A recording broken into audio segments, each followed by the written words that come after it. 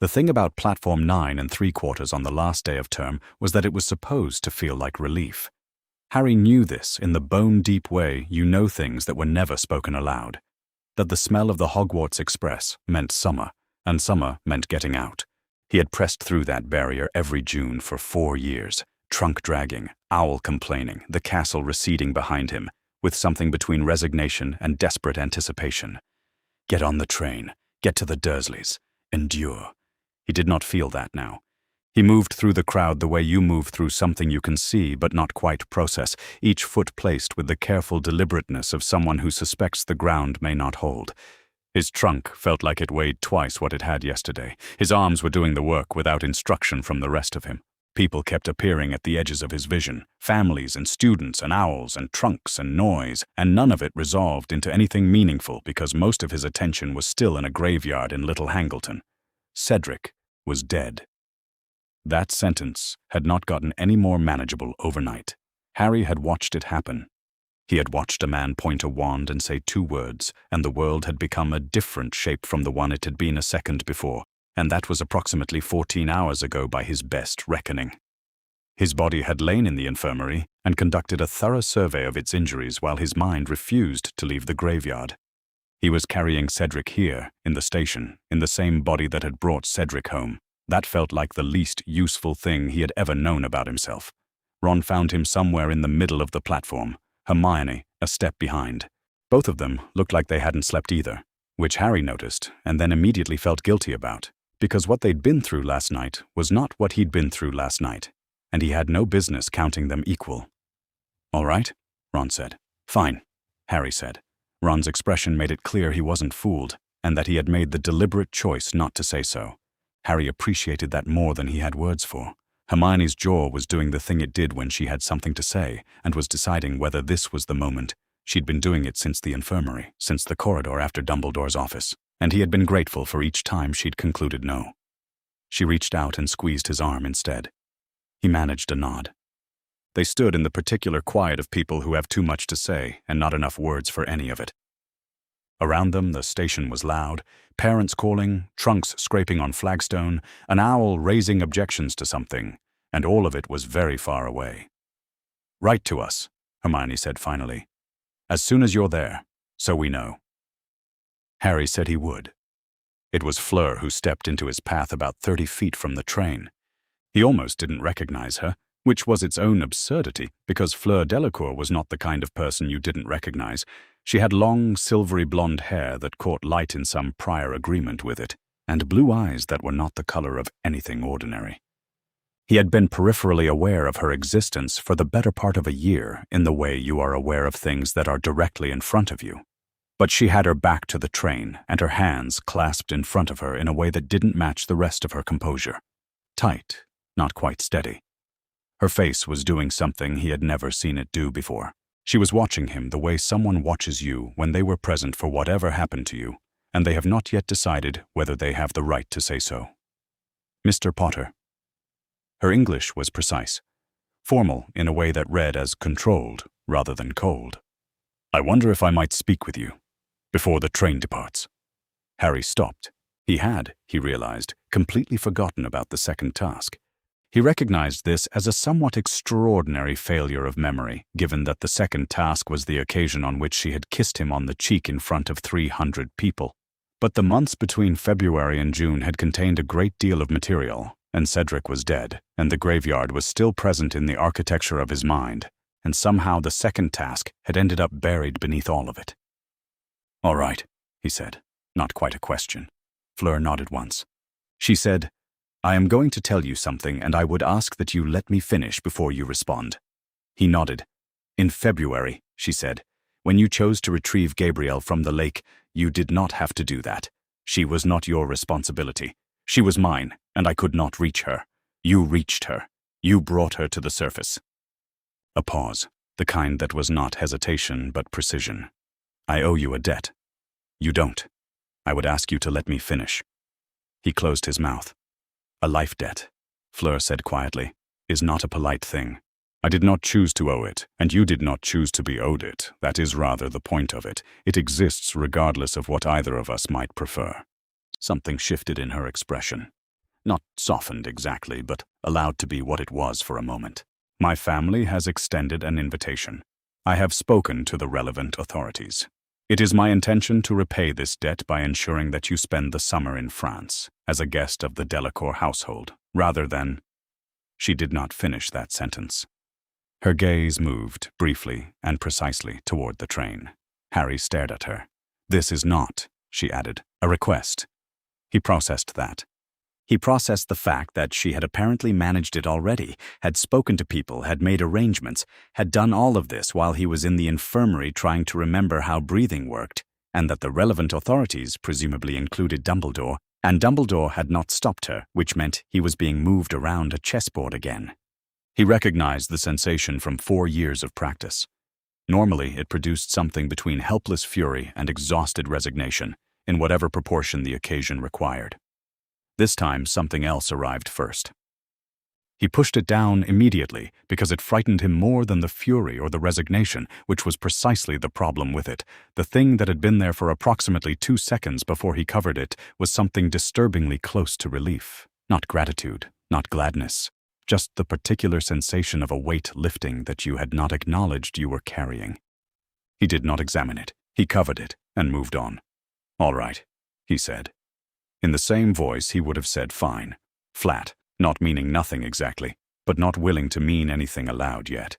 Fleur looked at him the way someone looks at a sentence they suspect has a second meaning. She did not press it. She accepted the 2 words for what they were, consent without ceremony, and gave a single nod. The Hogwarts Express departed without him. Harry stood on the platform and watched it go. The weight of that was inexplicable, and he had not expected it to have any weight at all. He had boarded that train every June for 4 years. It had seemed like a fixed thing, one of the reliable things: end of term, train, Dursleys, endure. He had never thought to feel anything about the train itself. It turned out the train had been one of the reliable things all along, and this was the first summer in 4 years it was leaving without him. Something about that landed, quietly and with some weight, in the place his chest had been. Fleur was at his shoulder, composed and waiting, and there was a world somewhere beyond the station that was apparently going to require his legs to function. Harry turned away from the track.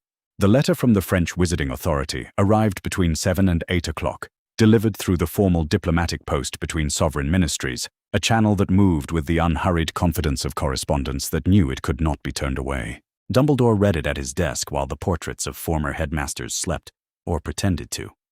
He read it twice. Then he set it down and sat in the particular stillness of someone calculating not what he could do, but what he could refuse. He could not refuse this. He had known it before he finished reading the first paragraph. A life debt was old magic. Older, in some ways, than the ministry that would shortly be so agitated by it. It predated the International Statute of Wizarding Secrecy, predated most of what passed for wizarding law in the modern sense, and had a stubborn habit of continuing to exist whether or not any given government chose to recognize it. There was a reason Dumbledore had cited it to Harry directly in this office barely a year ago, when Harry had spared a man he had every reason to want dead, because some forces, once invoked, did not treat authority as a counter-argument.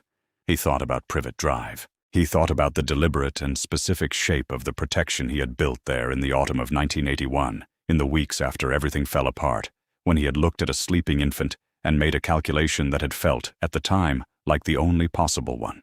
The child needed protection. The blood charm required family, not chosen family, not wizarding family, but Lily's blood, Lily's sister, the line of inheritance that ran through Petunia Evans, whether Petunia understood it or not. That was the price and the mechanism, inseparable. He had not spent a great deal of time in the 14 years since, considering what the mechanism cost the child. That was, he acknowledged quietly to the sleeping portraits, not among his better qualities. Fleur Delacour arrived 20 minutes early and sat across from him without nervous energy, which was either confidence or a very good performance of it. Dumbledore suspected it was both. She had a leather folder on her lap, and her hands folded over it in the manner of someone prepared to wait for as long as he was. "Miss Delacour," he said, "thank you for coming to me directly." "It seemed the appropriate first step," she said. He appreciated the word first. It was precise in a way that told him a great deal. "You understand," he began. that I have some concerns. About the blood protection, she said. He stopped. She had said it without triumph, which made it rather more difficult than triumph would have been. I understand that you have arranged a charm connected to Mr. Potter's mother's family, she continued, that requires his annual return to his relative's home. I do not know the specifics, because you have not documented them through any official channel I could access, which is, I will say, interesting. She opened the folder. I know that the life debt is binding. I know that the French wizarding authorities' jurisdiction over my actions as a French citizen is sovereign, recognized as such by the ICW's framework. I know that Mr. Potter's Muggle legal guardians have no standing in wizarding jurisdictional matters that do not occur on British soil. And I know, she said, looking up, that you have not issued any corrective order in your capacity as Supreme Mugwump. The portraits were awake now. Dumbledore did not look at them. The charm is more significant than perhaps you appreciate, he said, without his annual return. Headmaster. Her voice was not unkind. That made it harder somehow. Are you suggesting that a life debt, old magic, binding magic, magic that exists independent of any ministry's recognition, should yield to an arrangement you yourself have chosen not to document or explain? He was quiet for a moment. He had spent 60 years being the most capable person in most rooms, which occasionally had the side effect of making it more apparent when he was genuinely without a good answer. I cannot compel you, Miss Delacour, he said finally. The debt is real. She nodded once and closed the folder. Harry heard his mother's name from the corridor outside the gargoyle. He hadn't intended to overhear. Fleur had asked him to wait outside before the meeting began, and he had complied because he lacked the energy to be difficult about anything. He had been sitting with his back against the stone wall, trunk in front of him, Hedwig's cage beside that, staring at the floor and thinking about nothing in particular. Because nothing in particular was approximately as much as he could hold, he caught fragments. The door was thick and old and absorbed most of it, but voice carried through stone more than stone remembered. He heard Fleur's precise English, though not the content. He heard Dumbledore say something that contained the phrase blood protection, which didn't mean anything he could place yet. Then he heard his mother's name, clearly, in the space between two sentences. Then he heard Dumbledore say, quietly and without ambiguity, I cannot compel you, Miss Delacour. The debt is real. Harry sat very still. He turned the words over. Blood protection. His mother. An arrangement. He'd caught that word too. And the way it sounded in Dumbledore's voice carried the particular careful weight of things being chosen precisely. Harry had spent 4 years learning to hear the careful in Dumbledore's voice. Dumbledore had sent him to the Dursleys every summer. Harry had understood this, until approximately 2 minutes ago, as some compound of necessity and oversight. The way things were, the absence of better options, perhaps a failure of imagination on everyone's part. He had never been angry about it in a clean or simple way, mostly because it had never felt clean or simple. It had felt like weather. Things did not get angry at weather, but it wasn't weather. It was a mechanism. A deliberate mechanism connected to his mother, which Dumbledore had constructed and then declined to explain to the person living inside it. He pulled his knees up to his chest and pressed his back against the cold stone and sat with that. Fleur waited on the landing when Dumbledore came to get Harry, and Harry went inside and sat down across from the headmaster in a chair that caught him across the knee, and Dumbledore told him a partial truth. There was a charm, he said, connected to Lily Potter's sacrifice, to Petunia Dursley's blood, to the specific and ancient logic of a magical protection built into a place and renewed by return. The charm required Harry to come back each summer and call it home. That was the mechanism.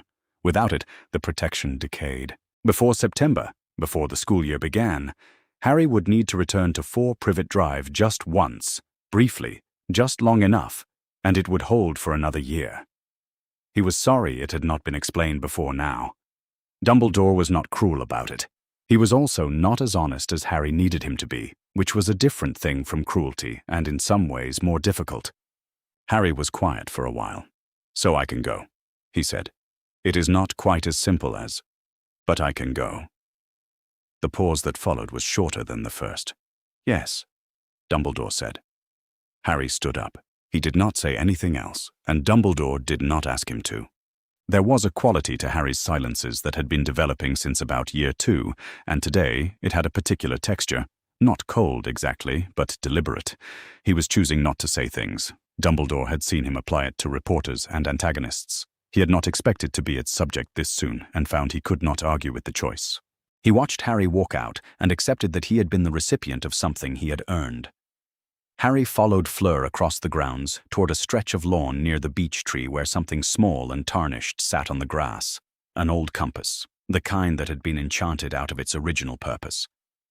Fleur crouched beside it. "Hold on when it activates," she said. Harry crouched and reached out, and the compass lurched sideways through the world and took him with it, the hook behind his navel and the rushing sensation of distance, Scotland trading itself for something else.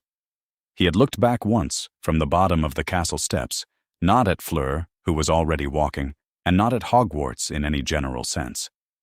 Snape had been in a second-floor window, still watching. He had not moved or signaled anything.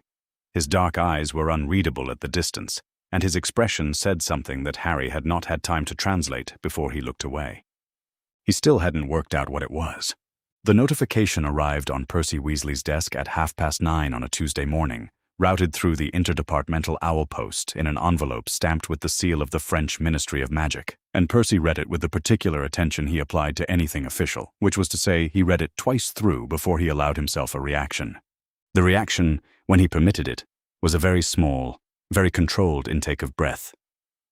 Harry Potter, it informed the Department of International Magical Cooperation, was currently in transit to France, where he would reside for the duration of the summer holidays as a guest of the Delacour family, under the custodial protection of one Fleur Isabelle Delacour, a French national of majority age, who had formally invoked a life debt owed to her by the aforementioned Mr. Potter. The French Wizarding Authority had been notified through proper channels and had acknowledged the arrangement. They were extending professional courtesy to their British counterparts by forwarding this notification. The phrase professional courtesy was doing a great deal of work in that final sentence. Percy's department head appeared in his doorway approximately 4 minutes later, which suggested someone higher up had already read a copy. "Weasley," he said, without preamble. "I need a response drafted by end of day. Legal basis, appropriate tone. Make it clear we are not simply accepting this." "Yes, sir," Percy said. He reached for his reference shelf before the footsteps had fully receded. The problem presented itself within the first half hour. Percy worked methodically, which was the only way he worked. He started with the Magical Minors Welfare Act of 1921, which established the British Ministry's oversight responsibilities for underage British wizards. He then consulted the International Cooperation in Magical Education Act, the Statute of Cross-Border Custodial Affairs, and, because he was thorough, 3 supplementary volumes of precedent decisions from the Wizengamot's International Relations Division. He took notes in his precise, left-leaning hand, organized under subheadings. The problem was that every source he consulted agreed with the notification. Not in those words. The sources did not care about Harry Potter or Fleur Delacour specifically. But they agreed on the underlying structure. A life debt, once formally invoked, was magically binding and recognized as such under both British and international wizarding law. The French Wizarding Authority's jurisdiction over a French national's actions on French soil was sovereign, protected under the International Statute of Wizarding Secrecy as settled in 1692. And crucially, Percy underlined this 3 times, then stared at the underlines for a moment. The supreme mugwump of the International Confederation of Wizards had the authority to issue a corrective order that could override the jurisdictional framework in cases involving the safety of a magical minor. Dumbledore had not issued such an order. Percy sat back in his chair and stared at the ceiling. He drafted a response. It cited the Magical Minors Welfare Act and expressed the ministry's concern for Harry Potter's welfare and its position that the arrangement in question required formal review. It was measured, authoritative, and correct in tone.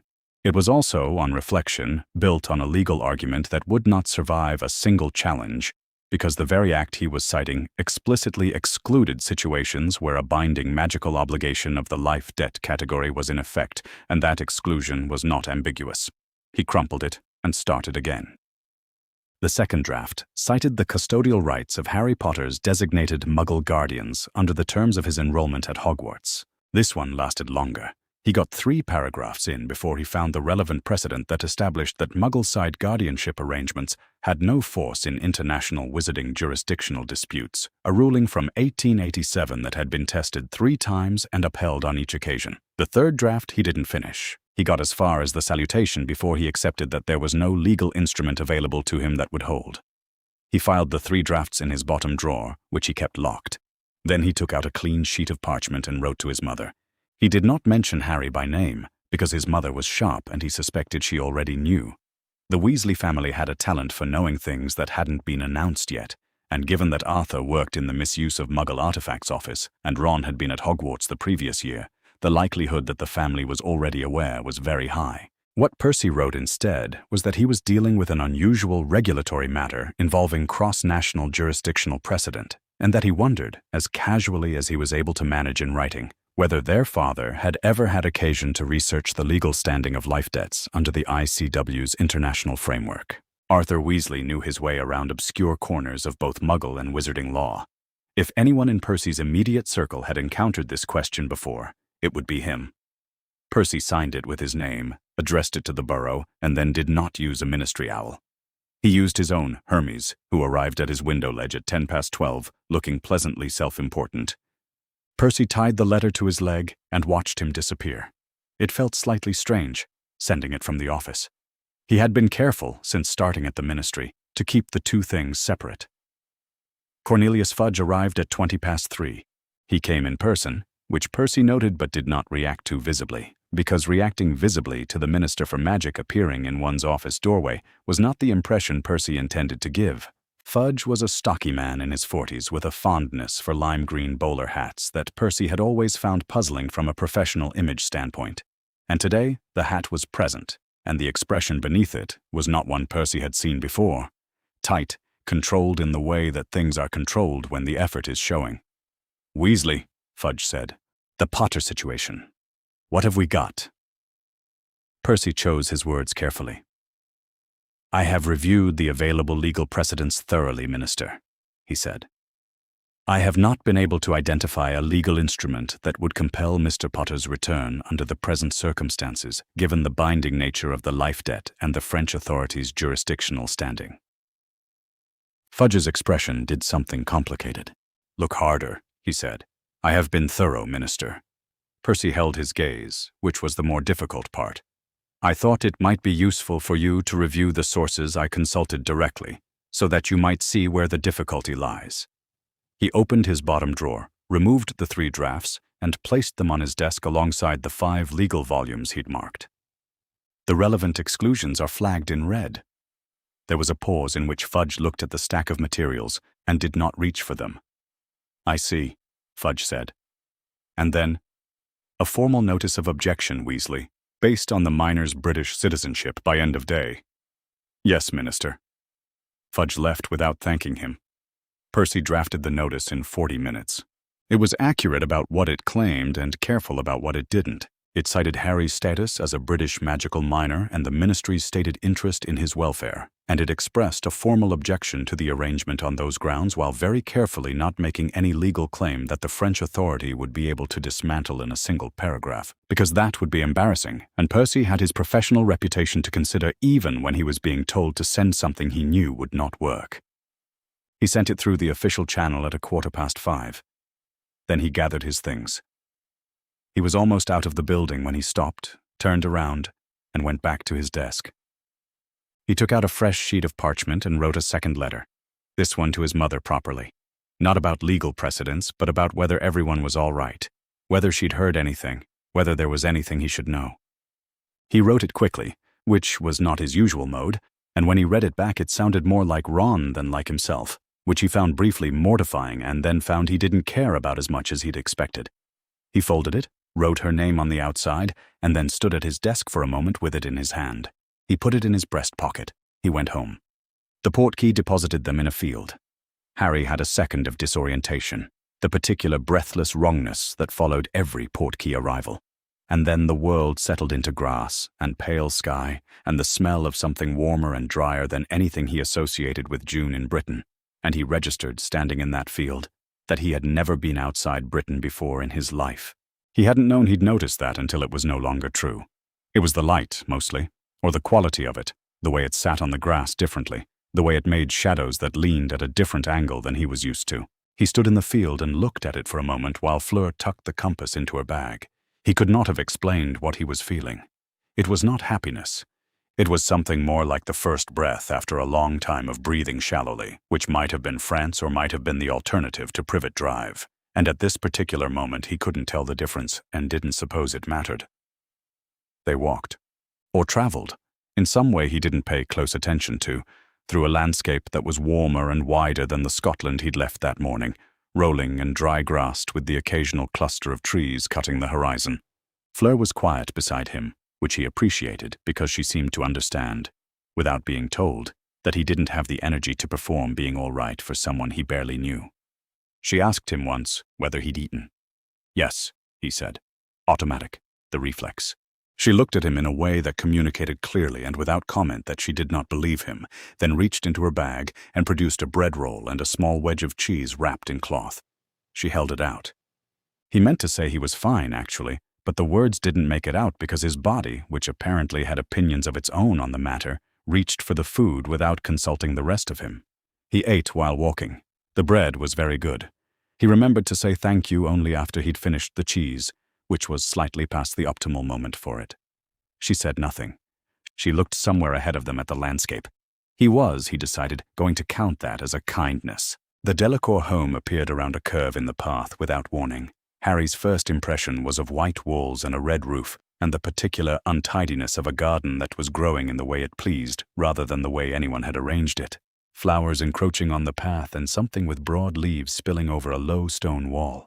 It was nothing like the neat suffocation of Privet Drive, where the grass was cut to a uniform height and the hedges had right angles, and something in Harry's chest loosened at the sight of it in a way he was too tired to examine. He got approximately 15 feet from the gate before Gabrielle hit him. She had clearly been waiting. She was small, 8 or 9 years old, with the same silvery blonde hair as Fleur, but cut shorter and currently coming loose from whatever had been holding it back.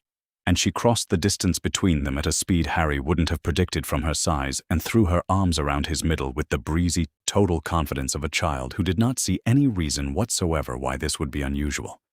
She said something in French that was clearly his name and several other words. Harry stood very still, because this had not been covered in any version of events he had prepared himself for. Gabrielle pulled back and looked up at him, apparently satisfied, took his hand as if they had agreed to this, and started pulling him toward the door.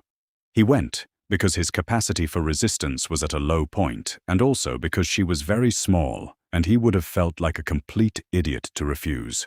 Fleur, somewhere behind him, said something in French. Gabrielle answered without slowing down. Apolline Delacour met them in the doorway. Harry's first impression was of someone who resembled Fleur the way a river resembles rain.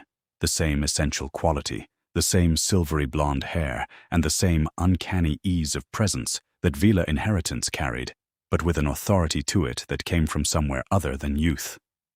She looked at Harry for a moment with an expression he couldn't read, and then she stepped forward and did something that nobody had done to Harry since he was small enough that he couldn't remember it clearly. She took his face in both hands and examined him. She said something in rapid French. Fleur, appearing beside Harry, said, "She says you are too thin, and she intends to do something about it." Harry's instincts, honed by 4 summers of Dursley hospitality, produced a response before his brain could intervene. "I'm very grateful for the invitation," he said, in the particular careful voice he used with people who held authority over his living arrangements.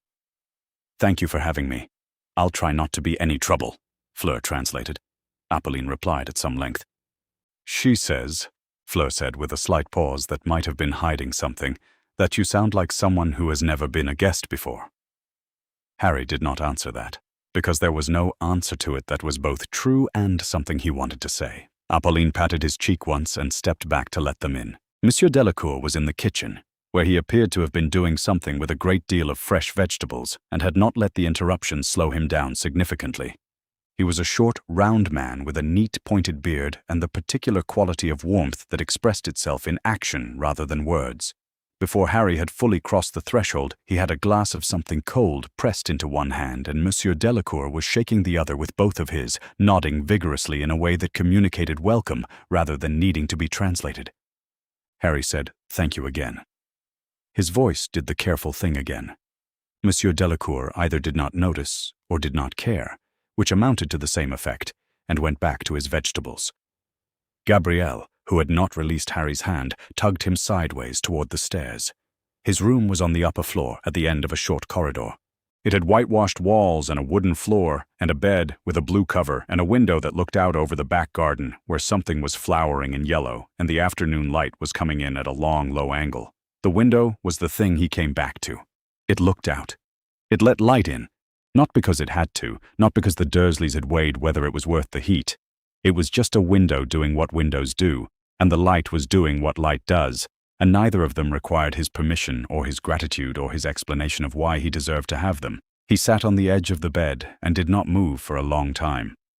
Hedwig was somewhere behind him, probably objecting to her cage after a day of travel.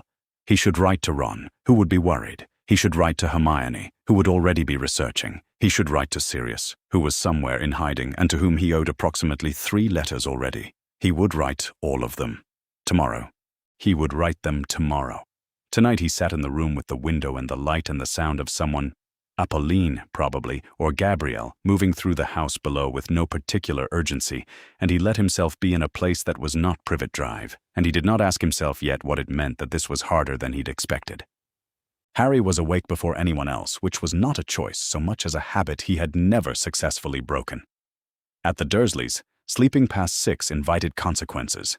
His body had simply stopped trying past a certain point, and now it woke him regardless of where he was or what he'd been through the day before, and deposited him into the day whether he was ready for it or not.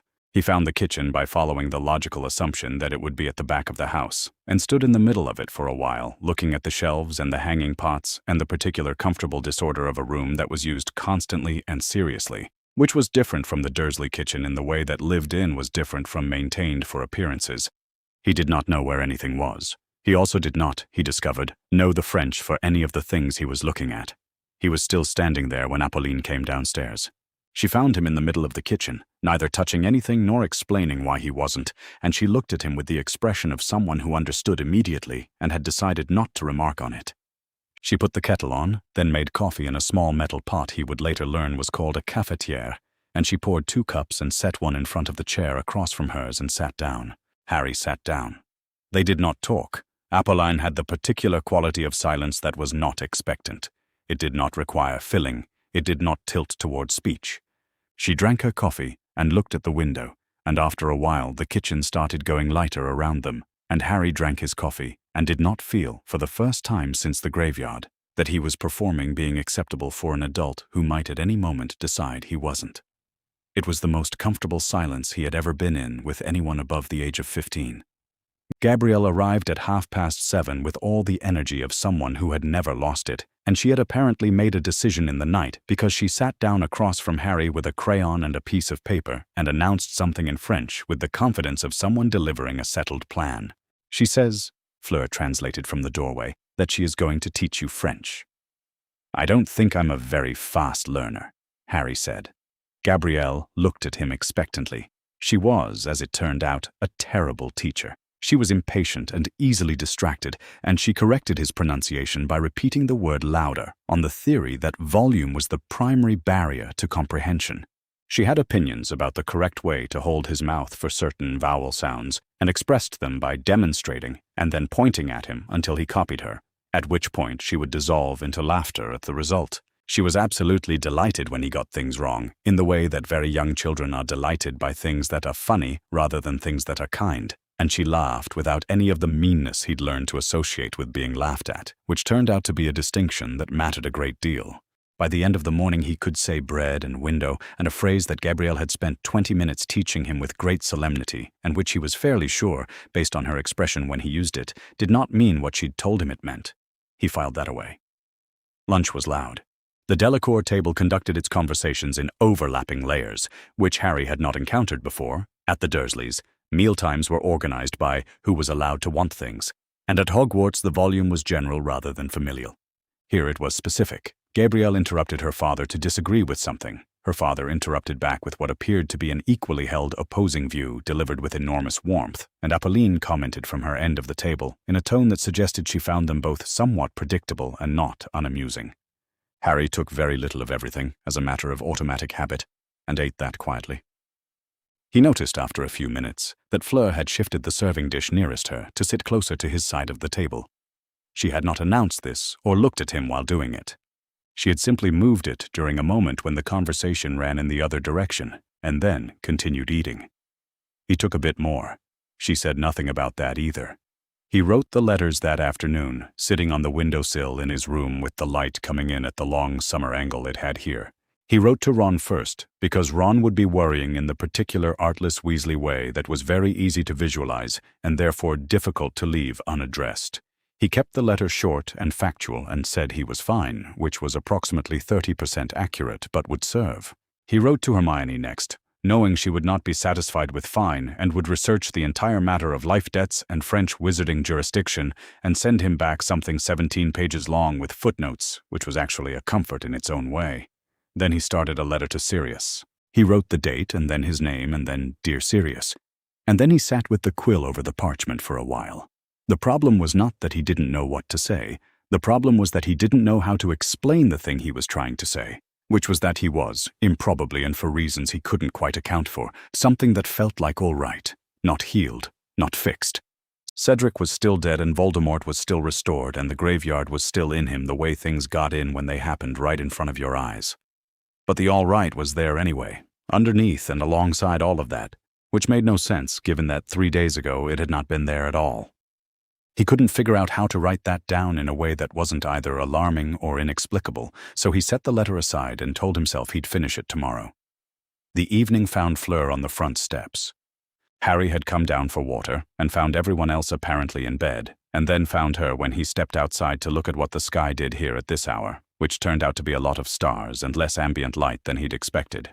She was sitting on the second step with a book open across her knees and her wand lit, the warm point of wand light illuminating the page, and she had her hair loose in a way he had not seen before. She looked like a person. This was not a very precise thought, but it was the one he had, and he stood on the step above her feeling somewhat in the way. She moved sideways on the step without looking up. He sat. They were quiet for a while. The dark was mild and not particularly threatening, which was its own novelty. He could hear something that might have been crickets or might have been something else entirely. Somewhere in the house, Hedwig made a sound in her sleep. "Why did you actually do this?" Harry said eventually. He had been not asking it for 3 days. Fleur turned a page. "Because I could," she said. A beat. "And because you looked like someone who needed someone to." He sat with that. He didn't have an answer that was both honest and sayable, so he didn't say anything. She went back to reading. He stayed on the step and looked at the stars, which were different here too, arranged in the same shapes but somehow more numerous, and after a while the quiet stopped feeling like something that needed filling. He stayed until she closed the book. He did not remember falling asleep. That was the strange thing. He had been awake, and then he was somewhere he did not want to be, in a graveyard in the dark with someone saying, "Kill the spare," and then he was awake again, gasping, in a room where the ceiling was the wrong shape. His hand went to his wand before the rest of him had caught up, and he lay there with his heart going very fast, waiting for a door to open on a Dursley. No door opened. The ceiling stayed the wrong shape. France, he told himself. He was in France. He was in the Delacour house, in the room with the window and the light, which was dark now but would be light in the morning. He was fine. He did not feel fine. He felt the particular quality of not fine that came from having been in a graveyard somewhere behind his eyes and then suddenly not being there, which was its own disorientation, the relief of waking, and then immediately the guilt at the relief because Cedric was still dead, regardless of which ceiling Harry was looking at, and there was no waking up from that for anyone else. He got up to get water. Fleur was already in the corridor. She was in her dressing gown with her hair undone and her feet bare on the wooden floor, and she looked nothing like the immaculate champion who had stood on a raised stage at Hogwarts all year, and entirely like a person who had been woken by the sound of someone through the wall. She held a glass of water. She held it out. Harry took it because it seemed the more natural response to the offered glass than asking questions. "Do you want to talk?" she said. "Or would you prefer to be left alone?" Her voice was direct in the particular way he had started, over the past week and a half, to recognize as her version of consideration. She was not asking him to perform. She was asking him which thing would actually help. "I don't know," he said. She looked at him for a moment. "Then we will sit somewhere," she said, "and you can decide." The kitchen was dark except for the light Fleur made at the tip of her wand, set in the middle of the table. Harry sat on one side of it and she sat on the other, and he drank the water she'd brought, and she did not say anything, and he did not say anything, and the night made the particular quality of quiet that it made in a house full of sleeping people. He had meant, if he said anything at all, to say something brief, something that would satisfy the situation without requiring him to actually describe it. Something like, "I had a bad dream and I'm fine now, and I'm sorry if I woke anyone." Instead, he heard himself say, "We both grabbed the cup." He felt Fleur go still. He was looking at the table. "At the same time," he said. "Cedric and I. We grabbed it at the same time, and it was a port key, and it took us somewhere. It took us to a graveyard. We didn't know where we were at first. It was dark, and there was someone there, someone carrying something, and then..." He stopped. He had not planned to do this. He was not sure when he had started.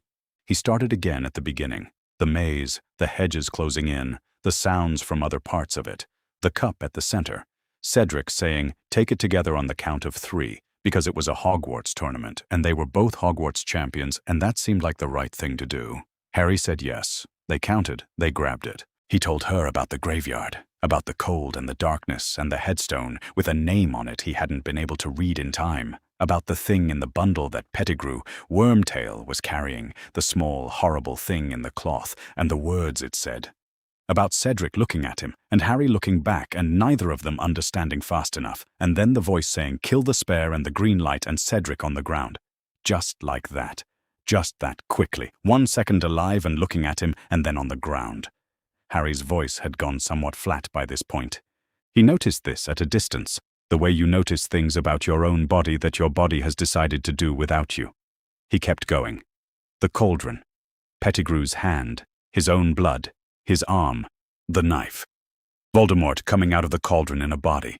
The Death Eaters appearing out of the dark, one by one. The wand forced into his hand, and the duel that was not a duel, just him trying to stay alive long enough. "And then our wands connected," he said. "They share. There's something. The cores are the same. And when they connected, it made something happen, a sort of cage of light. And then there were shapes coming out of Voldemort's wand. People he'd killed. They came out backwards, the way they'd gone in." He had not talked about this part to anyone. "Cedric came out," he said. His shape. He spoke to me. He said he wanted me to take his body back. He said, 'Don't leave me there,' and he helped me. He and the others, they held the connection. They bought me time to break it and run to the cup and get back." He looked at his hands on the table. "I got back." He stopped talking. Fleur did not say anything for a while. Then, "You got back, and you brought him." "Yeah." His throat was doing something strange. "I brought him. I landed on the Hogwarts grounds and there were people everywhere, and Cedric's father, he pushed through and I didn't know what to say to him, I didn't." He stopped again. His mother. The sound she made. He had not intended to say that last part. He did not know why he was telling her any of this. "Because you have been carrying it for 3 weeks, Fleur said, "and you needed somewhere to put it." The light from her wand made shadows under her cheekbones. Harry looked at the table. After a while, and she allowed the while to exist without filling it, she said, "He was your age." "Yes," Harry said, "and he was brave." Harry thought of Cedric on the count of 3, Cedric saying, "Take it together." "Yes," he said, "very." "Then that is what you remember him as," she said, "not the end, the whole of it." Harry stared at the table for a long time. The wood was pale and had a grain that ran from one end to the other, and he followed it with his eyes without really seeing it. "He told me to take his body back," he said. "Yes," Fleur said, "I did. I know." There was nothing to add to that. He was not sure anything needed to be added. He was not sure what he had expected from telling it, Not comfort, exactly, or not only that, but whatever it was had happened somewhere in the telling, and he was now on the other side of it, which was lighter than the other side had been when he arrived. They were still in the kitchen when the light started coming through the window, slow and pale the way it came here. Gabrielle appeared at the bottom of the stairs. She took in the two of them at the kitchen table with the wand light and the particular quality of morning that follows a night that nobody slept through, and she appeared to conclude that this was a reasonable situation. She crossed the kitchen and climbed onto Harry's lap with the same breezy assurance she applied to everything, tucking her feet up and settled. Harry put his arm around her without thinking about it. Fleur watched him do this and said nothing. "She does this a lot," Harry said. "Yes," Fleur said. "Why?" Fleur was quiet for a moment, as if choosing the words carefully, or as if the answer were simple, and she was just deciding whether to say it directly. "Because you saved her," she said, "and she knows it, and she does not know any other way to say so." Harry didn't answer. He rested his chin on the top of Gabrielle's head, and the morning came in through the window, and he sat there and let it. Ron's letter arrived at breakfast. It was crammed into an envelope someone had folded in a hurry, addressed in handwriting that leaned urgently to the right. Ron wanted to know if Harry was all right. He wanted to know if France was strange. He wanted to know if the food was good, and then whether Harry was actually eating the food, and then, 4 paragraphs later, whether the food was the kind he actually liked or just the kind people gave you when being polite, which brought the food question to 3. He said everyone at the borough was fine.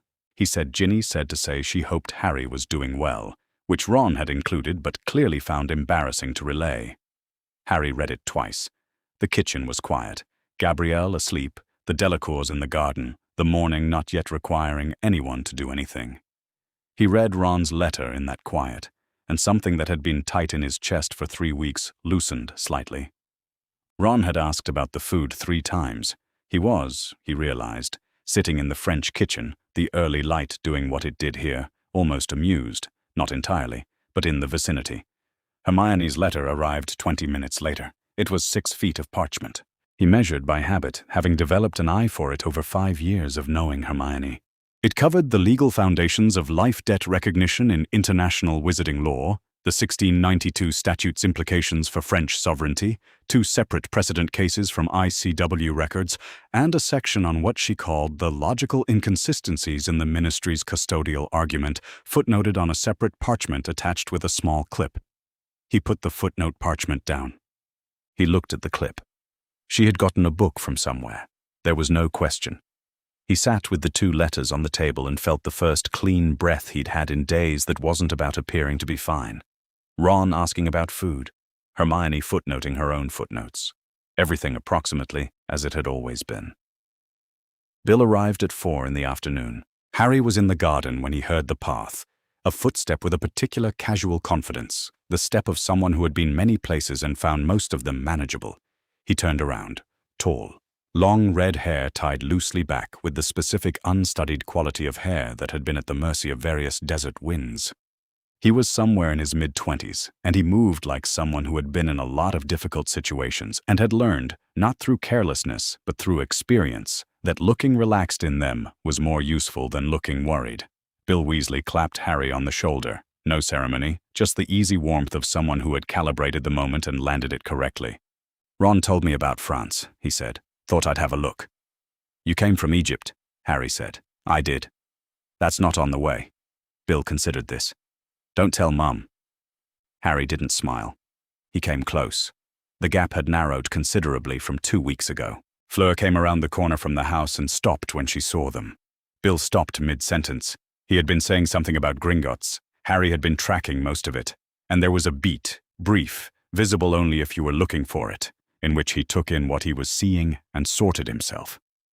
When he spoke, it was with the care of someone who had thought for a half-second about what to say and had chosen deliberately. "Bill Weasley. Harry's my brother's friend." Fleur looked at him in the measuring way she had, direct, nothing given away about what the assessment concluded. "Fleur Delacour, your brother is 16 and writes 3 times a week." "That sounds right," Bill said. "You are a curse breaker." "For Gringotts, Egypt mostly." She nodded once, as if this confirmed something she'd already suspected. "There is water," she said, and held out the glass she'd been carrying. Bill took it. Fleur went back inside. Harry watched both of them be entirely professional about it, which told him more than either had intended. Later, the garden going gold in the late afternoon, the light doing the long-angle thing it did here, Harry and Bill sat on the low stone wall at the back of the property. Bill did not ask about the graveyard. He asked about Quidditch, specifically what Harry was like as a player. Harry told him the mechanics of snitch finding from height, the stillness before a dive, reading the other seekers' shoulders to know whether they'd spotted something or were fainting. Bill listened and asked questions, the kind that suggested he'd played himself, something more physical than seeking. Then he raised the firebolt versus the Nimbus 2000. "The firebolt," Harry said. Obviously. But you started on a Nimbus. First years don't get firebolts. First years shouldn't be on brooms in the first place, which is why the comparison doesn't hold. They're not solving the same problem. The Nimbus is, how do we get a student airborne? The firebolt is, how fast before the rider stops making good decisions? Different questions. "I learned to fly on a Nimbus," Harry said. "You can't skip it." "Sure, you can't skip arithmetic to get to mathematics either. Doesn't make long division the point." "That's completely backwards."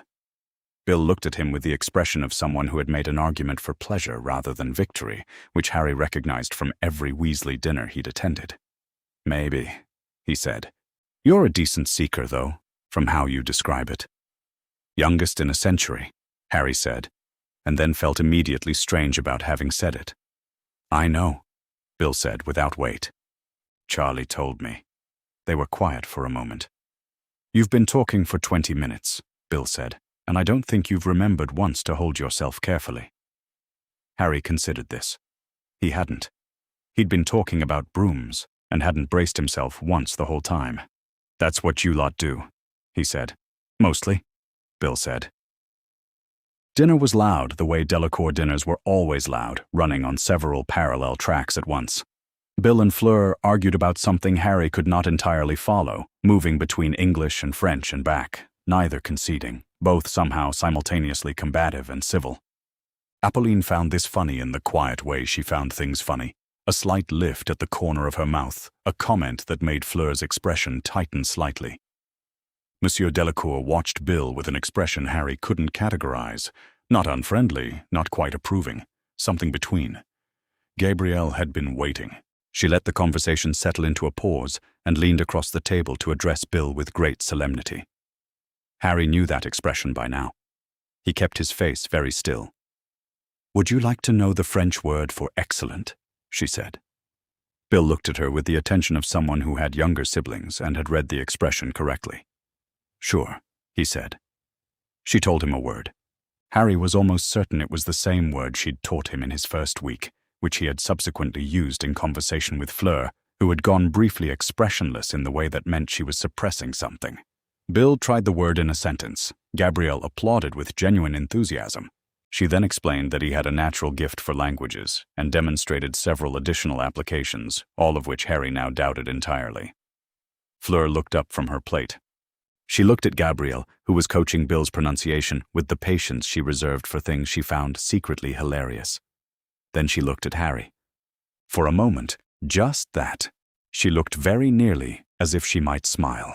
She didn't, but it was close, and it was deliberate, and she held his gaze just long enough for him to know she'd meant to. Then she looked back at her plate. Bill said the wrong word again, very earnestly, and Gabrielle told him he was making enormous progress. Harry ate everything and only noticed afterward.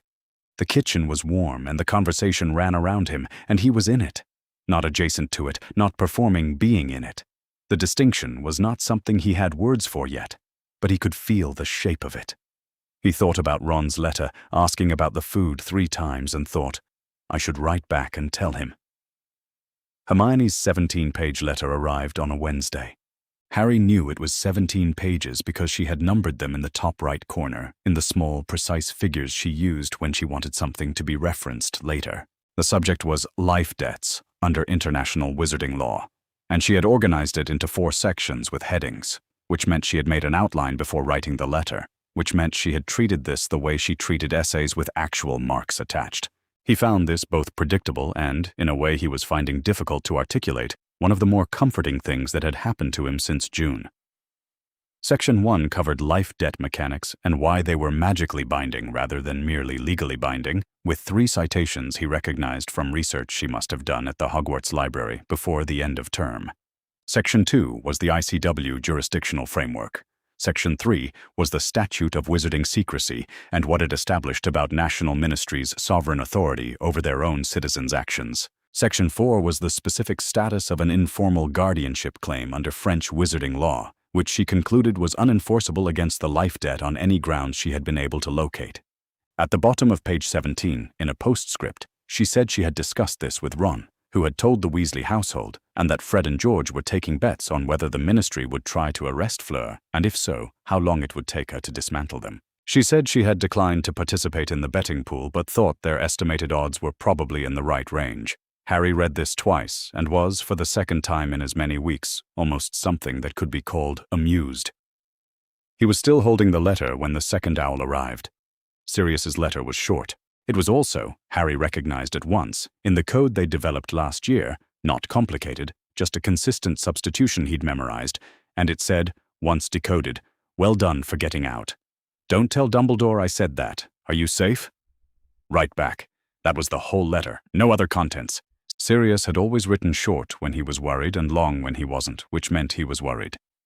Harry wrote back that evening, sitting at the small table in his room with Hedwig watching him from the bedpost. He said he was safe. He said France was stranger than he'd expected, and the food was considerably better, and there was a girl who was 8 years old and had decided he was her personal property, which he was mostly fine with. He wrote the whole letter and then sat for a moment and then wrote, "I told someone about the graveyard. Not everyone, just some of it. The whole of it, actually. I don't know why I'm telling you that." He sealed it and sent it with Hedwig and told himself he wasn't watching the window afterward. Sirius's response took 4 days. When it came, it was 3 words. Good.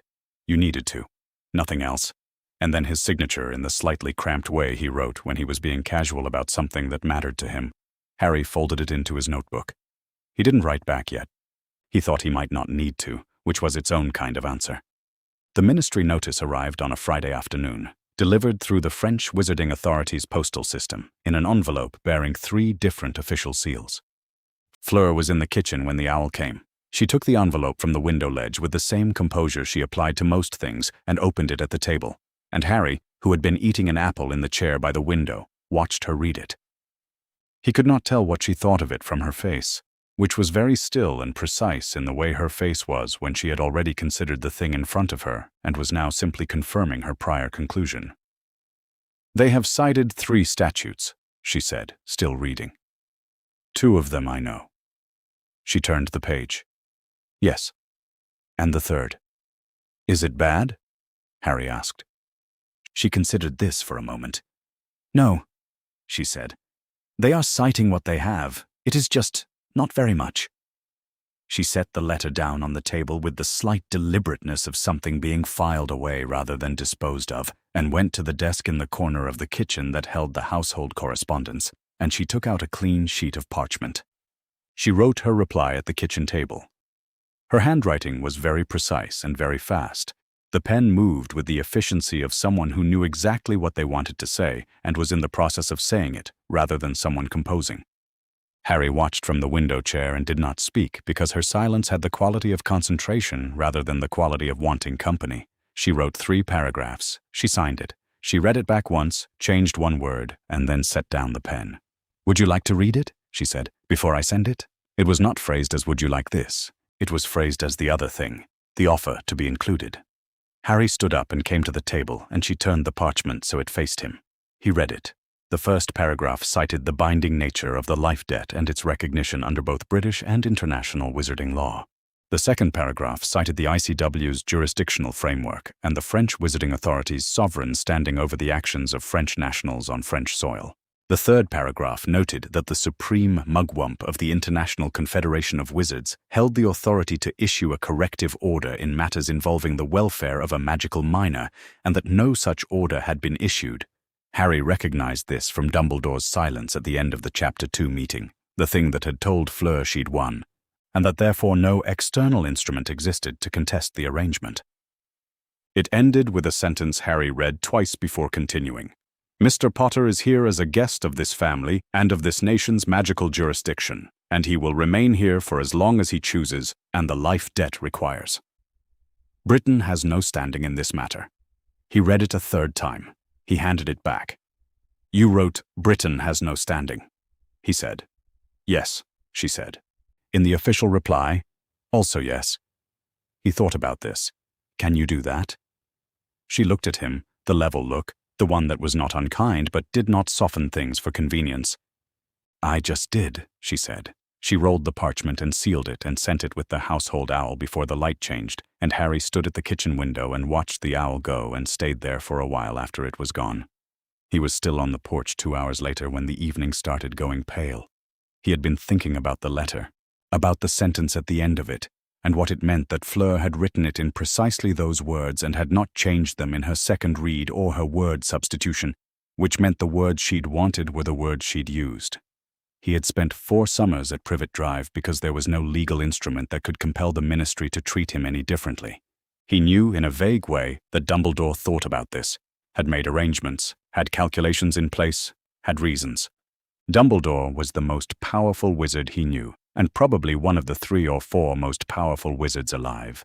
And Dumbledore had never looked at a letter from the Ministry of Magic and written no standing in the official reply. Dumbledore had said cannot compel, which was also true, and also different from the same fact in Fleur's handwriting on a sealed parchment dispatched on a Friday afternoon. He was not sure what the difference was, exactly. He was not sure he had the right words for the thing he was thinking. It had something to do with the question she'd asked. Would he like to read it first? And the way that question was positioned. She had not asked what he wanted. She had not asked his permission or his preference, or whether he was comfortable with her speaking on his behalf. She had written what needed writing and then asked if he wanted to see it, which was a different question, and the difference mattered in a way he couldn't fully name. She had not, he thought, looked at him and tried to calculate what he was ready for. The evening kept going. Something moved in the garden and went still. Harry sat with the particular quality of quiet that the porch had at this hour, when the light was the long, low kind and the house behind him was warm, and tried to think about what to call the feeling he was having, and found that he didn't have a word for it yet, and decided that was probably all right. He'd learned that some things announce themselves in their own time. Apolline Delacour answered the door on a Tuesday afternoon and found Albus Dumbledore on the front step. He was dressed for travel, which was to say he was dressed in the way that suggested other concerns had taken priority over coordination. Long robes in a shade of blue that had probably been chosen with some intention and had since been modified by whatever the intervening journey had involved. His half-moon spectacles caught the French afternoon light. His expression was pleasant, genuinely so, which was its own kind of statement. He had not come prepared for a fight and wanted that to be visible. Apolline looked at him for a moment. She had read the papers. She had read them in the way that a woman who had spent 3 weeks watching a traumatized 15-year-old learn that food was permitted, read things, with the particular quality of attention of someone who had already formed her view and was now in possession of the facts. Her expression was perfectly polite. It was also entirely unamused. "Monsieur Dumbledore," she said, "please come in." She brought tea to the kitchen and biscuits because she could not help being a good hostess even when she disapproved of the guest, and she sat at the opposite end of the table while Fleur took the chair across from Dumbledore, and the afternoon arranged itself into something more formal than it looked. "I am not here to compel anything," Dumbledore said. He had said it in English, which was considerate. His French was probably better than he was signaling, but this was not his territory, and he knew it. "No," Fleur said. "I did not think you would be." This was said pleasantly and with complete accuracy. He could not compel anything. They were both aware of this. She was aware of it somewhat more comfortably than she had been in June, when she had been a champion at the end of a term with a leather folder and a legal argument she had not yet had occasion to test. She was settled now in the way that the summer had settled her, more certain of what she'd done, more certain of the ground she was standing on. Dumbledore drank his tea. "What do you intend?" he said. "For Harry, when the summer ends?" She considered the question as it had been asked, rather than in the form it might have taken from someone with different intentions. "I intend for Harry to have had a summer," she said. "A proper one. That is what I intended at the start, and it is what I intend now." A pause, long enough to be deliberate. "That is a small ambition," Dumbledore said, "for someone who went to this much trouble." "It is not small," she said. "It has simply been unavailable to him." The kitchen was quiet. Apolline poured more tea. Something in the garden made a sound and went still. Dumbledore set down his cup.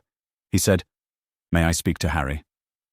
He found Harry in the back garden, sitting on the stone wall and doing not much of anything, which was something Harry had been getting better at over the course of the summer, the capacity to be somewhere without performing, being somewhere. He stood when he saw Dumbledore crossing the garden and then stopped, because Dumbledore had raised a hand in the slight way that meant don't bother. They walked.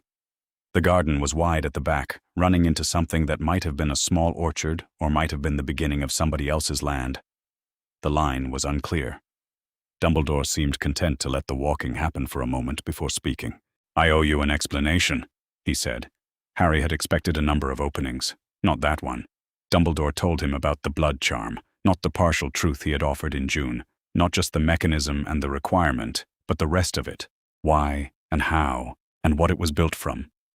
He explained that when Voldemort had tried to kill Harry as an infant, Lily Potter's choice to place herself between them had created a counter-charm, a sacrificial protection that had been incorporated into her death.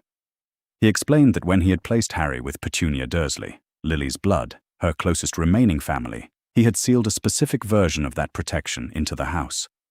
He explained that what it required was Harry's return each year to call it home. Not a willing return, not a happy one. Just that Harry be there and call it that, in the way that was at once a technicality and also not one. Harry listened.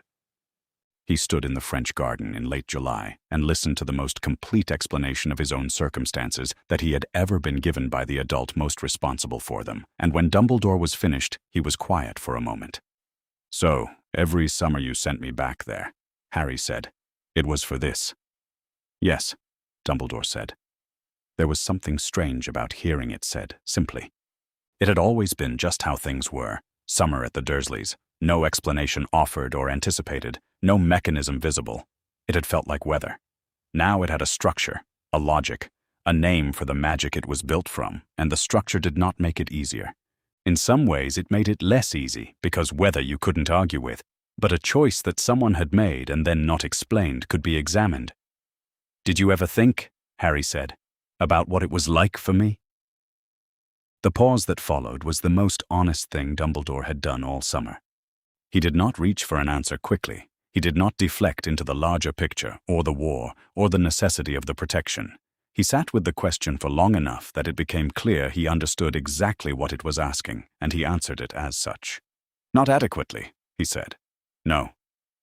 Harry looked at the orchard, or someone else's land, or whatever it was. "Before the summer ends," Dumbledore said, "before September 1st, you will need to return to Privet Drive. Once, just long enough to call it home. You have been here most of the summer.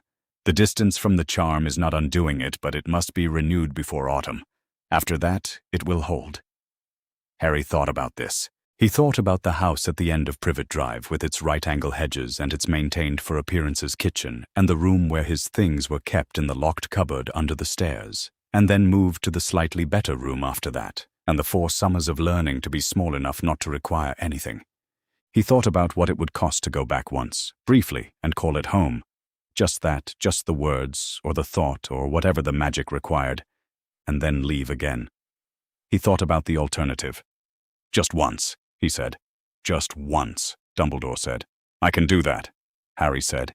He said it in the voice of someone who had thought about the cost, and found it acceptable now that they knew what they were paying it for.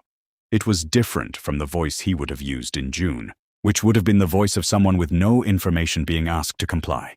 The information did not change what was required, it changed the shape of it. They walked back to the house. At the door, Dumbledore turned to Fleur, who had appeared in the frame in the unhurried way she appeared in places when she had been listening to the sounds coming from the direction of where something was happening. He inclined his head to her, a slight inclination, precise, the kind of gesture that costs something from a person who does not offer it casually. She inclined her head back, the same degree, neither more nor less. He said to Harry, "I am glad you are somewhere good." Harry considered this. "Yeah," he said. A pause that was not quite a pause. "Me too." Dumbledore walked out into the late afternoon, and Harry watched him go from the doorstep, the tall figure moving down the path with the unhurried confidence of someone who moved through the world as if it expected him and who expected it back. He had been doing that for as long as Harry had known him. He had probably been doing it for longer than that. Harry watched him reach the end of the path and then stop very briefly, as if he were calculating something, or perhaps not calculating, but simply standing still for a moment in the way that people stood still when they were carrying something heavy. The afternoon light came across him at a flat angle, and Harry thought, with something that was not quite pity and not quite anything else, for the first time Dumbledore looked his age. Then the old man walked on, and the garden did what it always did in the late afternoon, which was go golden quiet, and Harry stood in the doorway and let it. Harry woke on July 31st and lay in the room with the window and thought, 15. It didn't feel like a number that explained anything. 14 had contained a tournament and a graveyard and a portkey that went somewhere it should not have, and he was perhaps not sorry to be finished with it. He lay there until the sounds from downstairs, the particular sounds of a kitchen being used early and seriously, told him the morning was already underway, and he got up. Apolline had made a cake. It was not large, the size of something made deliberately, with attention to what it was meant to be rather than how much of it there should be, and it sat near the window in a shaft of morning light as if it had always been there. Apolline did not look up when Harry came in, but she said something in French that he had learned over the summer was in the register of, "There you are. Come in." Gabrielle arrived at 7:30 and produced a drawing she had been working on in secret for 3 days, guarding it with her arm each time Harry came near. He accepted it now and looked at it with the seriousness it deserved. It looked nothing like him. His hair was a large dark shape occupying most of the top half of the figure, his glasses 2 perfect circles, his lightning bolt scar rendered with such commitment that it took up roughly a third of his forehead. But his name was printed along the bottom in careful letters, and she was watching him with the expression of an artist awaiting a verdict. "It's brilliant," Harry said. He meant it. She beamed and sat down next to him with the confidence of someone who had just completed a significant task and could now relax. Monsieur Delacour came in from the garden and shook Harry's hand with both hands, the particular handshake Harry had come to understand as the household's fullest expression of welcome, warm by action rather than words, like most things about him. Fleur appeared in the kitchen doorway carrying a book. "Happy birthday," she said. It was a small volume, the pages slightly worn in the way that meant it had been read before being given, the highest form of a book gift, he had decided. French on the cover. He looked up at her. "It is about a boy who goes on an adventure," she said, "and does not expect to come back." Harry was not entirely certain what to say to that. "It ends well," she said. "By the time you go home, you will have 2 weeks to start it." He turned the book over in his hands. He thought about the word home in her sentence. Go home, not go back. She had been doing that for a week, without apparent deliberateness. He decided either way it was the right word and was going to let it be the right word. "Thank you," he said. She sat down, and Gabrielle immediately began explaining something to both of them simultaneously, and the morning continued. They were still at the table when the knock came. Apolline answered it, returned, and said something quiet and precise to Fleur. Fleur's posture changed by a degree Harry had learned to notice. Not tension, exactly, but readiness. "A man at the gate," Fleur said. "From the British Ministry. He has papers." She was already standing. "I will go." Harry followed to the doorway and stood in it. He could see the gate from here, the low stone gate at the edge of the property, and the man on the other side, in his 40s, unremarkable in the particular way of men who carried things for other men, holding a sealed envelope with the self-importance of someone told it mattered. 2 French authority witnesses stood to one side with official neutrality. The man was not Fudge. Fudge was a minister for magic and had not come himself, which told Harry something about how confident Fudge was this would work. Apolline arrived behind Harry with her arms folded. Fleur walked to the gate and stopped on her side of it. The official handed over the sealed envelope. She opened it without ceremony and read it with the composure of someone confirming what they have already anticipated. She let him explain the argument in full. It cited something from 1912, a framework, a precedent, an argument that a foreign national could not exercise guardianship authority over a British citizen under 17 without explicit ministry approval. The official finished with the expression of someone watching to see if what he'd brought was working. The statute you cite is the 1912 ICW Jurisdictional Sovereignty Framework, Fleur said. Paragraph 9. The official confirmed this with the slight additional authority of someone who had expected her to need a moment. It was specifically addressed in the 1963 amendment to that framework, she said. The amendment takes precedence in all cases involving binding magical obligations that predate the ministry's jurisdiction claim. Life debts were specifically named. She produced a document from inside her robe, folded, prepared, and held it out across the gate. He took it, read it again. His expression did the thing that expressions do when a man has been sent to try something and has run out of what he came with. One of the French witnesses stepped forward, reviewed the document briefly, stepped back. The ministry will be reviewing this matter further, the official said. The ministry, Fleur said, is welcome to review whatever it likes. He left. The witnesses left with the professionalism of people writing a report later. Fleur latched the gate and walked back to the house and stopped in front of Harry. "Happy birthday," she said. Harry started laughing. It was real laughter, sudden, unplanned, and he heard it come out of himself and was mildly surprised because this was not obviously a laughing matter. But it came out anyway, the most unguarded thing he had done in as long as he could remember, and Fleur looked at him with an expression it took him a moment to identify as fond exasperation.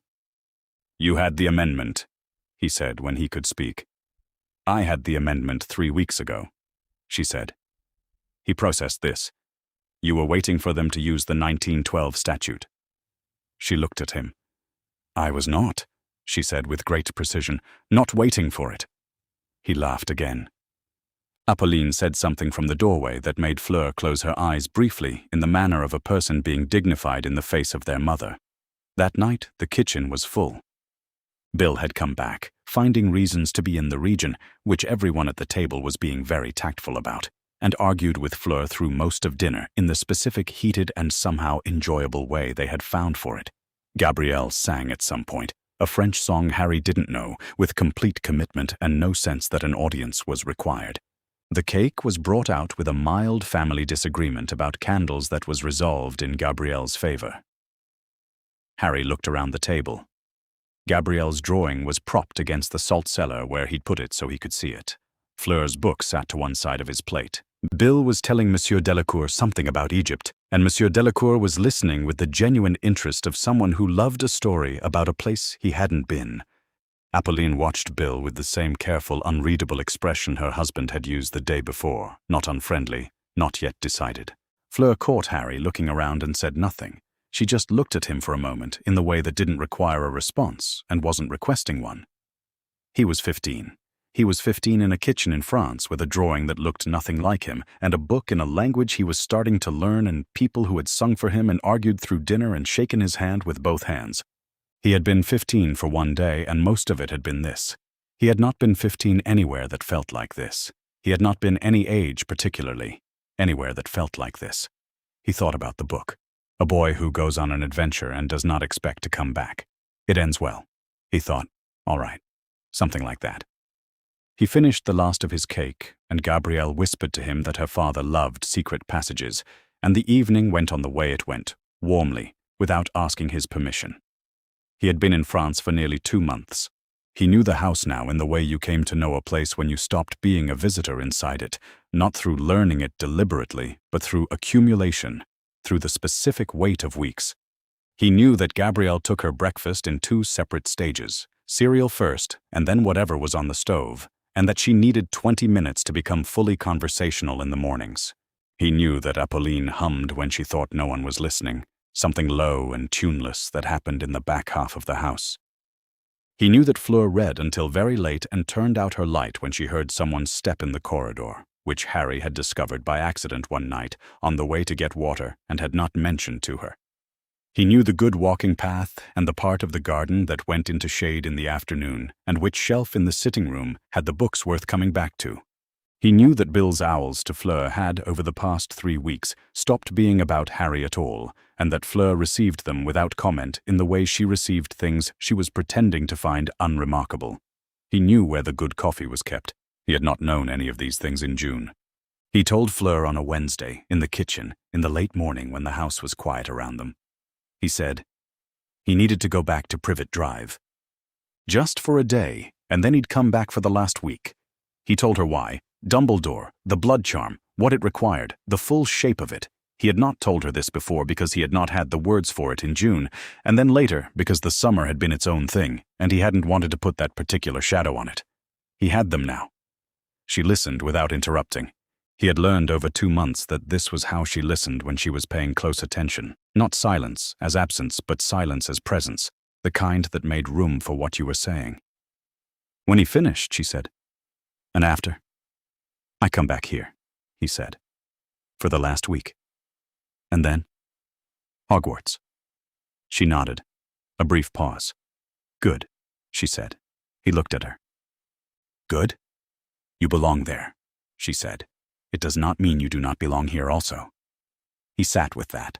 He didn't have an answer that was both true and sayable, so he didn't say anything, which she had learned by now was not the same as not having one.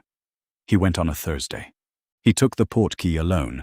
Fleur had arranged it, the same French ministry contact who had handled the summer's travel, and arrived in Surrey on a grey August morning that seemed designed to be a contrast from everything he had just left. He had sent a note through Dumbledore the week before. The Dursleys were not at home. The key was under the garden gnome where it always was, which he found by looking at the 4th gnome from the gate, which was where the spare had been kept since as long as he could remember. He let himself in. The house was exactly as he had left it in June. The kitchen was clean in the particular way the Dursley kitchen was clean, maintained for appearances, counters clear, not a thing out of place, and not a thing that looked used by choice rather than by requirement. The sitting room had the right angle quality of furniture arranged to convey comfort without actually producing it. The cupboard under the stairs still had its lock on the outside. He stood and looked at it for a moment. Then he walked through the house. Not because he needed to, but because the moment required something of him and walking seemed like the right form. He stood in the kitchen. He stood in the hallway. He stood in front of the cupboard again, and then didn't. He said, to nobody in particular, to Lily's magic, to whatever part of this house had carried the charm for 14 years, "This is still my home." The words cost him something. He did not know exactly what or whether it was a thing you could name before you'd had more time with it. It was not false. It was also not the whole truth. It was something in between, and it was what the magic required, and he said it in the voice of someone meaning it as an offering rather than a claim. He left immediately after. He arrived at the Delacour house in the late evening. The kitchen light was on. Fleur was at the table with a book. She looked up when he came in and set it aside, not making a thing of having been there, and he was glad she hadn't. She made tea and set it in front of him and sat across from him, and they were quiet in the particular way they had been quiet in kitchens at strange hours before, which was the way of people who understood that not everything required filling. After a while he said, "I said the words," she said. "Did it feel true?" He thought about this properly, because she had asked it as a real question, and she deserved a real answer. "I don't know," he said. "But I meant it as a thank you. To my mum." He looked at his tea.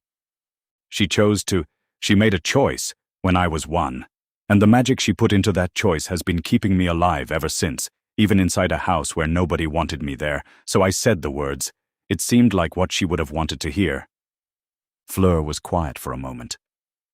"That seems like a good reason," she said. "Yeah," he said. The tea went warm between his hands. Something moved in the garden, a night bird, something like that, and went still. "I have a question," Harry said. She waited. "The life debt," he said. "Is it discharged? After this summer? Does it count as, is it repaid?" She considered this carefully, in the way she considered things she had already thought about and was now deciding how much of the thinking to share. "Yes," she said. "Technically. By most interpretations, this summer more than satisfies the obligation." He looked at his cup. So you didn't have to, the last month? The birthday? Dumbledore coming and you standing in the kitchen writing the reply? Any of it? No, she said, but you did it anyway. The debt is what made me start, she said. The rest is what we did with the time. Harry was quiet for a long time. The kitchen made the particular quiet of a house with everyone else asleep, which was the quiet he had gotten to know the best. I don't know how to say thank you for this, he said, for the whole of it. I've tried to think of the right way and I don't have one. She looked at him across the table. You already have, she said, every time you stayed. He didn't answer that. He didn't think she needed him to. He sat in the kitchen with the light on and drank his tea and let the summer settle around them like it had always been there. Outside, the French night did what it always did, went quiet and wide and full of things that weren't Surrey, and he sat in it and thought, for the first time without it feeling like a question, I will come back here. Not this summer. This summer was nearly over, but summer came every year, and the word home had been expanding in him for 2 months, and there was room in it now for more than one place. He thought about what Fleur had said to him in August. You belong there. It does not mean you do not belong here also. He finished his tea. Fleur turned out the kitchen light. They went upstairs in the particular quiet of 2 people who didn't need to say goodnight to mean it, and Harry lay in the room with the window and looked at the ceiling that was the right shape and felt the summer gathered around him like something he would carry. The last week had a different quality to it. Not worse. Not sad exactly. Though there was something in it, but different in the way that things were different when you knew they were ending. Harry noticed things he had stopped noticing because they had become ordinary. The specific sound the kitchen made in the mornings, the light through his window at the particular angle it came at this time of year, Appolline's tuneless humming in the back of the house. He had stopped noticing them because he had been living inside them, and now that the end was visible he was noticing again, and both states were their own kind of paying attention. Gabrielle had decided to extend the French lessons. She appeared on Monday with a piece of paper on which she had written a list of words, which she announced was emergency vocabulary for school. Bravery, defense, dark, wand, library, and then her own addition, brilliant. She taught all of them to Harry with the pedagogical method she had been using all summer, which was to make him repeat them until she was satisfied and to express any satisfaction she felt in the form of moving to the next word without comment. He wrote them all down in the same notebook where he had written bread and window in July. He suspected some were wrong. She had a look when she taught certain words that he had come to recognize as the look of someone conducting a small private experiment, but he wrote them down anyway. Monsieur Delacour shook his hand every morning at breakfast. Harry had stopped finding this baffling somewhere around mid-August and had started finding it steadying, the way that reliably present things became steadying when you had spent enough of your life without them. Apolline made things he liked. She had been doing this since the start. The particular coffee, the bread, the dishes that had become the tastes of the summer, and in the last week she did it without comment or variation, as if this was simply what the kitchen produced. The letter from Sirius arrived on Wednesday. It was short. Sirius wrote short when he was being careful about something, and it said, I hear you had a summer. Dumbledore told me about Privet Drive. I know what it cost you to go back. Write back. Harry sat at the window table in his room and wrote back properly, for the first time since the letter in June that he'd stalled on. He told Sirius about Gabrielle and her vocabulary lessons and the drawing that was now rolled carefully at the bottom of his trunk. He told Sirius about Fleur writing Britain has no standing in an official reply to the ministry and how it had seemed impossible and then had happened. He told Sirius about Dumbledore in the garden in July and the pause before Dumbledore answered, and how the whole thing had landed differently when there was already somewhere to stand. He told Sirius about the birthday cake, and then he wrote, near the end, I'm going home on September 1st. I mean both things at once when I say that, and I only just figured out it could work both ways.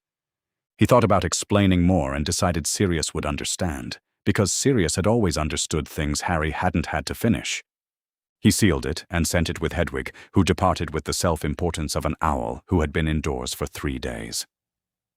The morning before the portkey, Gabrielle was quiet at breakfast. She was only ever quiet when she was suppressing something large. Harry had learned this the way he had learned everything about the Delacour house, by being in it long enough that the patterns became visible. He watched her push her cereal around and not look at him and thought, she has known this was coming for a week and has been pretending not to know. He crouched down in front of her chair, She looked up. Her eyes were doing the thing she was trying to prevent them from doing. "I'm coming back," he said. He did not know yet with certainty that this was true. He meant it, which was a different thing. He meant it in the way that you could mean something before the future had confirmed it. As intention, as what he was pointing himself toward. Gabrielle took a breath. She said in English, with the enormous effort of someone who had been working on this sentence and had not had occasion to deliver it before now. "You had better." "Yeah," Harry said. "I had better." She hugged him with her whole body, which was the way she did everything, with complete commitment and no sense that there was another option. And he hugged her back and felt the particular quality of a goodbye that had been earned through 2 months of being present for someone. He did not say anything else.